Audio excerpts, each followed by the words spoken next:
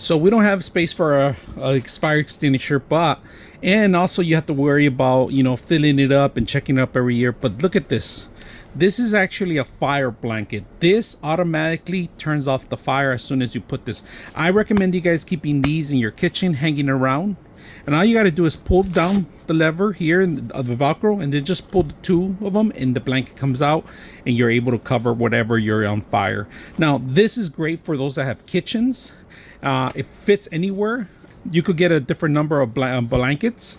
And these are perfect. They come with instructions how to pull down and just throw in. And these are perfect for any kind of fire, oil or in-house fires, and especially for cooking. You know, these are perfect for that.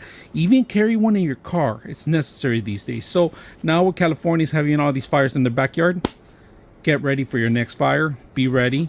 Any kind of tragedy you want to try to avoid, this is a perfect way. Hopefully you guys buy a couple of these and hang around your house.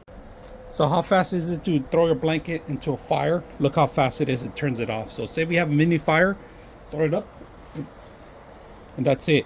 That's pretty much it. It's gonna automatically, you can step on it if you want. That's optional, but look, it doesn't penetrate anything.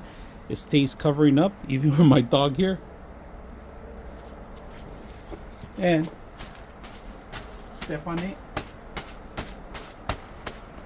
Keep it covered up so the embers won't go anywhere. That's pretty much it. So this blanket, it's a little long, if you guys can see that. Turn off the fire, wait until the embers come off, and then you could. So there's a couple of embers still going on, but that's underneath. But this thing did a great job.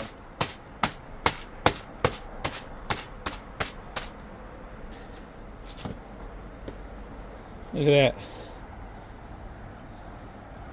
Covered up.